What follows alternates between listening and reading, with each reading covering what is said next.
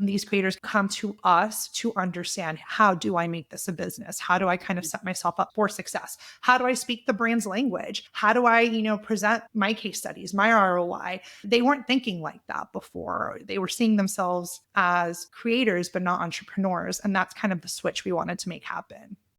Explore the minds and marketing strategies behind today's winning brands and businesses. Tap into the power of the creator economy with Earned by CreatorIQ.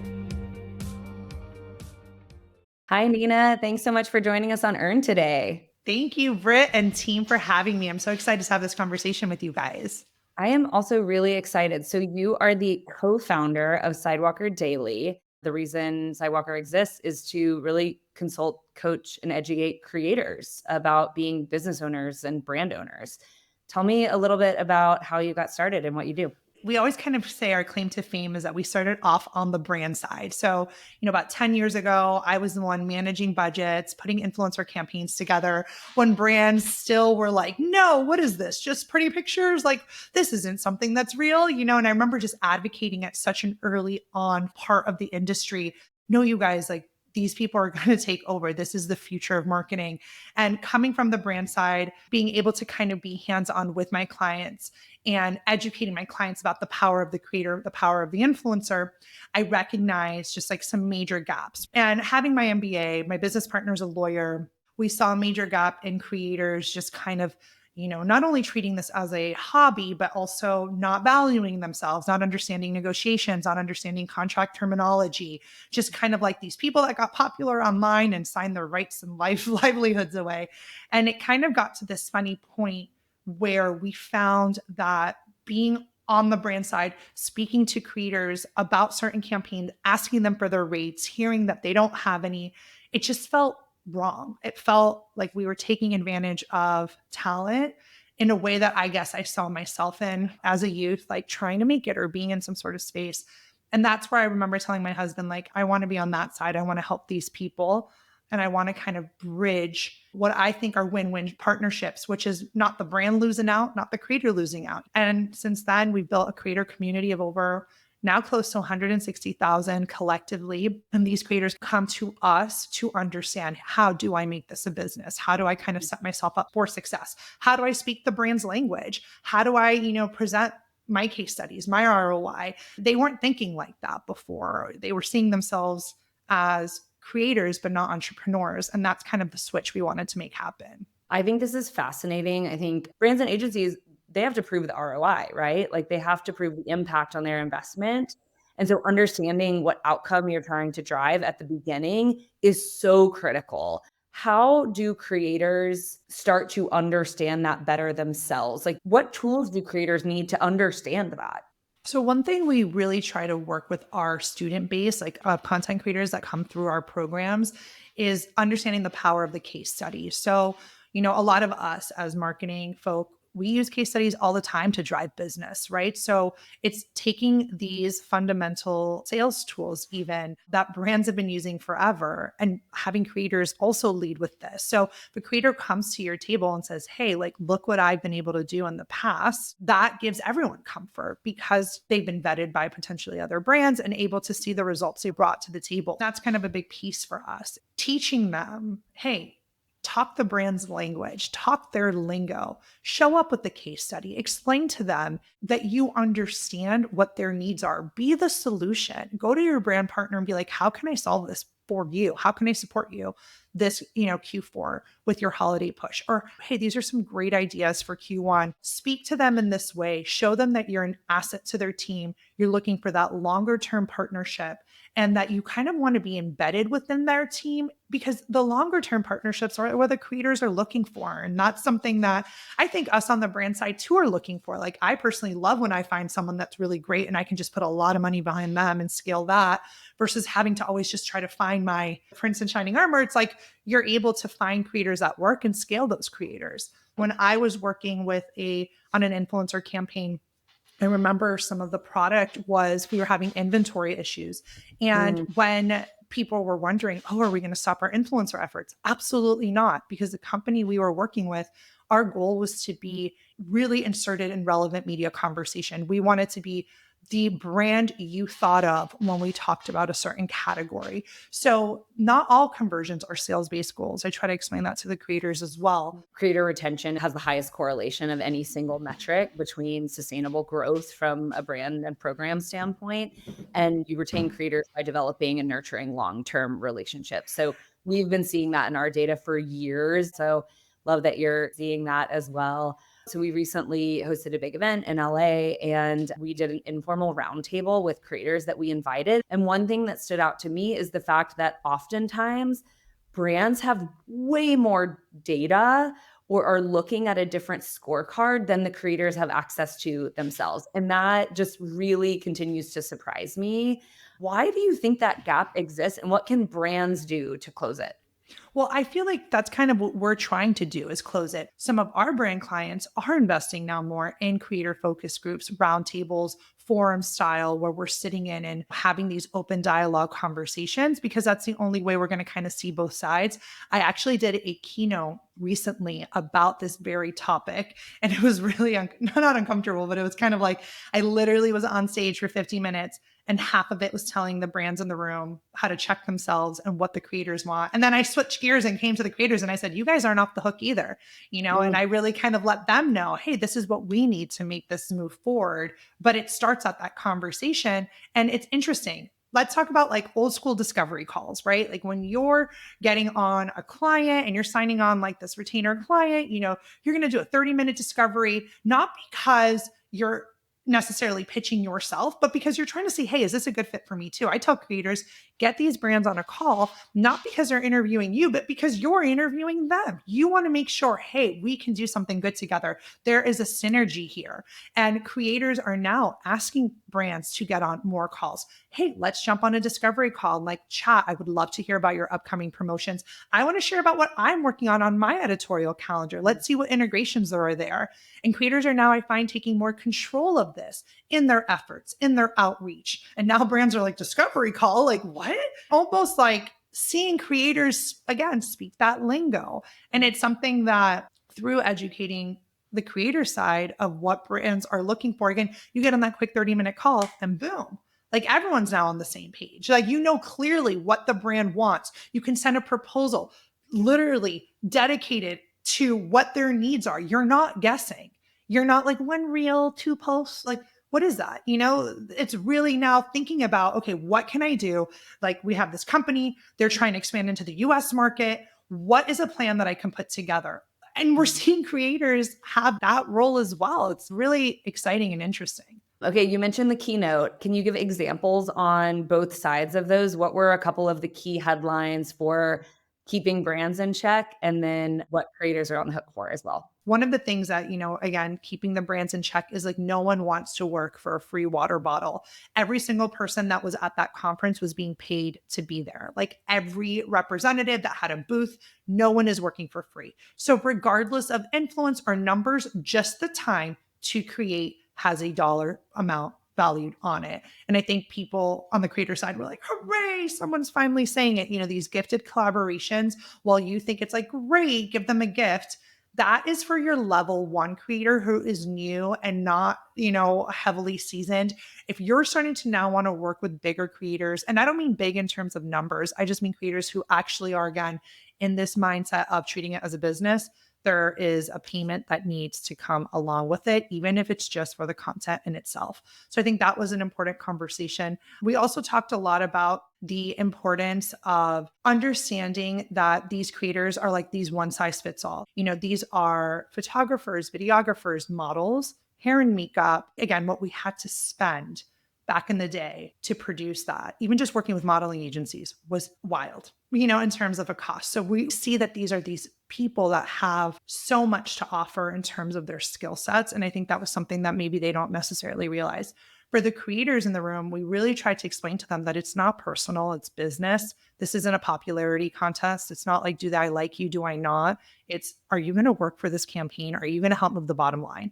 And everyone has a different bottom line, but it's really, truly not personal. And helping creators like remove that, oh, well, they didn't like me, or this is, this isn't me. It's not about you.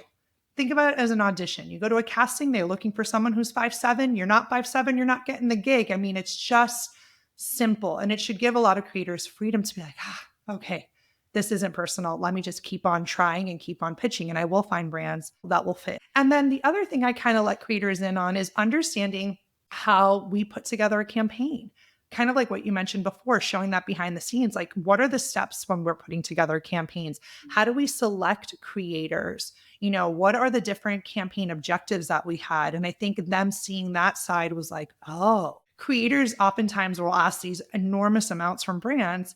And then it's like, well, would you yourself spend that? Like, how are you deriving this number? So we talked a lot about rate transparency and not just making up some sort of figure because it sounds great and fancy, but being able to say, okay, well, like, what would the units needed to be sold for this brand to break even on this investment? Do you have that push? Like really just walking them through these sort of like light bulb moments. I was like nodding aggressively for anyone who isn't watching this. I love the make the business case, right? You are pitching your business to someone else's business to help them solve a problem in a way that only you can deliver. So in addition to the visibility and access that you're trying to create, like what do you think you're doing differently than other agencies, other creator education companies? I think people appreciate that we did come from the brand side. We're not like, hey, I was an influencer. We're teaching you how to be one too. Like, we don't come from that side. I believe in entrepreneurship. I believe in helping people discover their potential. Like, that brings me the greatest joy. And I think that once people start to kind of understand or watch our content or read our philosophy, they don't feel so afraid. They're like, wait, I can do this, and I can do this in a very simple way. It doesn't have to be complicated. And I think a big part of what has kind of set us apart outside of like our credentials and all of that is the results we brought to the table. And brands can identify with this, right? When you have really solid testimonials, you feel really empowered to help others when you're like, wait, what I teach works. What I teach has helped and made it, really helped people. I mean, the amount of testimonials our company has, we don't run any ads. It's all word of mouth. It is all organic. And we have built a really successful company based on the trust and the results that we've been able to bring to the creators. My community feels that we're on their side. They feel really safe with us. And they feel that, wait a second, these people got our back, and not, again, in a way that throws the brands down or disparages them, but in a way that is like, this is how it's done, execute in this way, and creating that sort of space for people to feel seen and heard and validated. I think that the power dynamic is shifting in a really positive way to be significantly more balanced. It's like, yes, in the creator's corner, but it's really in service of everything we're trying to do. Like I think I said to you before we hit record, we as CreatorIQ, we don't exist without creators.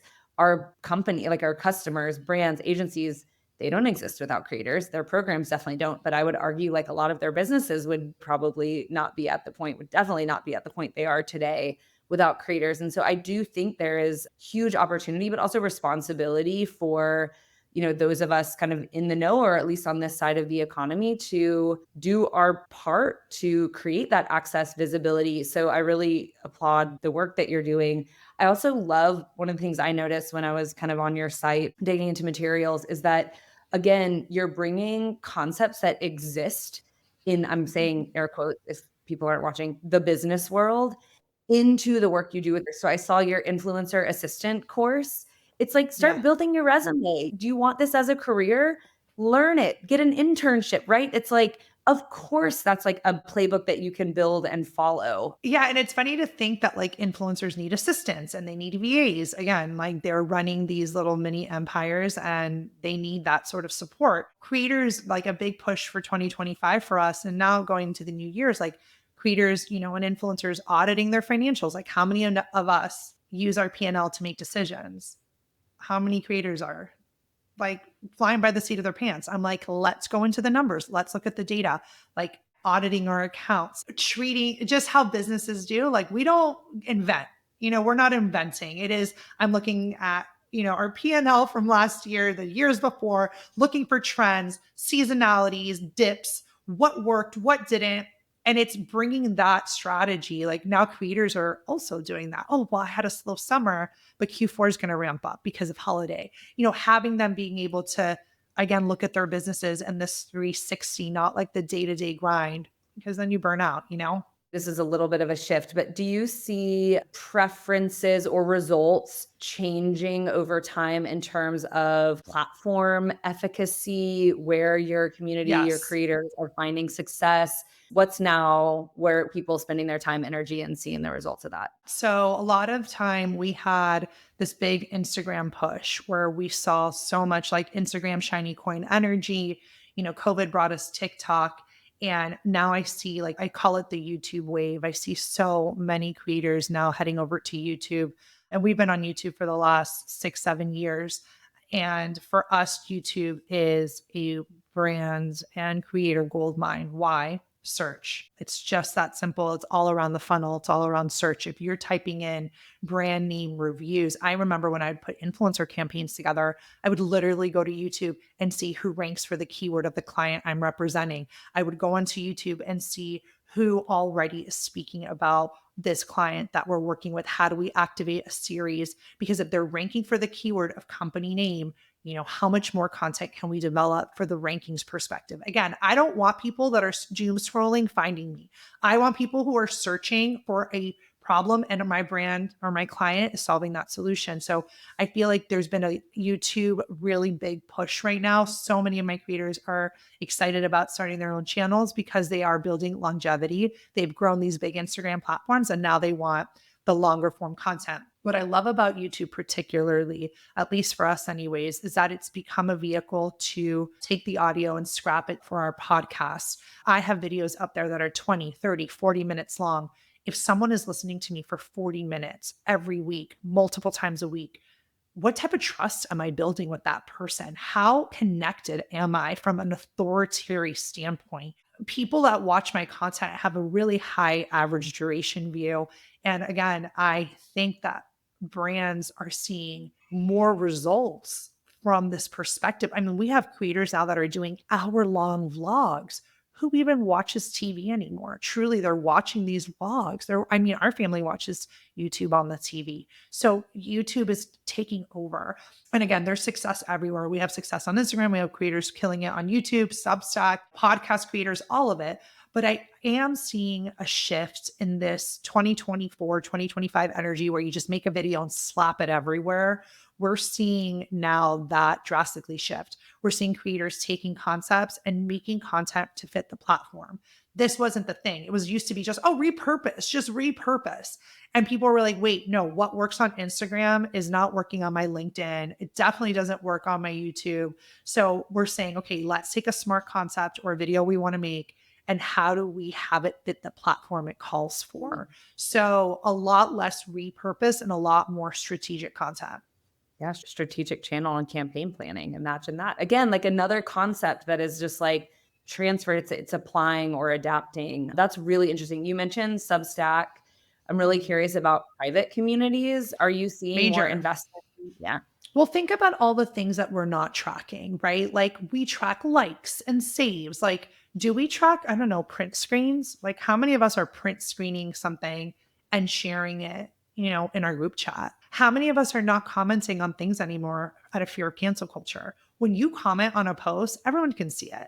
So even when you like a post, everyone can see it. I don't want my students knowing my dark humor, what I like, or the crazy things that, we think are funny. Like, I don't even like stuff anymore. I just save it or share it. So we're seeing different engagement metrics pop up, like likes are just like out the window, versus saves and shares. But again, there's still a lack of what is happening in terms of the full picture of what we're able to track. But regarding your question on Substack, private communities, absolutely. Creators are here to monetize. They want to develop spaces where they are paywalling things. Again, brands have been doing that forever, right? You see their blogs, they paywall, and now creators are paywalling. And that's been really interesting. Even our company, we're launching a Substack that is just paid opportunities for creators, almost like a job board. And it's going to be a low lift, very small membership. But again, people were paywalling it, right? You want that daily job alert. You want that daily campaign. You want that daily UGC deal. People want to be a part of private communities. It's a big, big shift into where we're going. Okay. What about LinkedIn? Now you're not going on LinkedIn and again, repurposing. You're not doing that. You're saying, I partnered with da-da-da-da-da-da on this campaign, and it was epic. Working with Brit and the team was so lovely, tagging Brit. The campaign was able to reach over 50,000 new parents, XYZ. Like, creators are now posting on LinkedIn their case studies, their results. I always tell them your about needs to be to the brand, not your follower. Use this as the mecca to go meet brands, to find decision makers, to find people that you need to be connected with. So, I mean, LinkedIn, for me, it's like the most slept on social media platform for creators, but we're going to see a big shift in that. And I love what they're doing. And if I told a creator, where would I spend my time? I would spend it there. A lot of us feel really bullish on the platform and what it can offer. I love that I'm seeing an increase in creator content, almost like kind of building in the open, right? It's like, again, it's that founder entrepreneur story, the ability to build a community of not just peers, but of potential clients, customers, companies. I think it's really smart. And again, we on our end are doing the same thing, right? Developing executive voices, understanding what our position needs to be, perspective needs to be on a channel like LinkedIn that is very distinct from the other channels that we operate on. And I have LinkedIn creators that have 20, 30, 40,000 LinkedIn followers doing brand sponsorships on LinkedIn, right? Working with businesses. And again, that's the beauty of like branded content, is that it can live anywhere. Because at the end of the day, if you have a SaaS tool or, just a B2B business or any sort of company that's attracting his audience, there can be a fit there. Agreed. Okay, kind of on that vein, I want to talk about IRL events. Are you seeing an increase in opportunities for your creator community to engage in in-person events? And then also, one thing that I've heard continuously from creators as I've talked to them that I think surprises most people is just how isolating and lonely of a gig it can be. And so how much they crave those in-person opportunities with each other, but also with brands. Like, how can we facilitate connection and community, which I know is kind of at the heart of what you do? There's nothing like an in-person pitch. I mean, let's face it, email is such a little sad tool when you could really just connect with someone and feel their energy. And the people want to do business with people they like, right? So absolutely, we're seeing a big effort on the creator side of attending more events. Creators they're looking for these opportunities. I think in terms of just budgeting and planning, at least on our side, we've seen creators allocate, okay, let's maybe one event a quarter to make that investment, fly out, book the hotel, stay, and all of that. But we're seeing it. On my podcast, I interviewed the CEO of Create Cultivate, which is, a big events platform. And we were talking about the same exact thing, the loneliness around this industry and how lovely it is to be in person, pitch in person, meet brands in person, connect in person. I do think, though, that there is opportunity to, again, do more forum style learning, less talk at you, teach, big keynote presences, because the world is shifting, right? Like, we can do so many of these things on YouTube or via our newsletters. The real magic happens when we do breakouts or when we do more, small circle learning. That is, I know the creators that I'm working with, and I was kind of say my creators are a little bit like level 2. They're not that I want to be an influencer. They are, I am, and I want to make this a business. Those creators, they're looking for strategic networking and conversations that are going to help them grow. So they're less about like going to sit in and learn, but more about how do I leave with a new contact, a new friend, a new opportunity, something that's going to help propel me.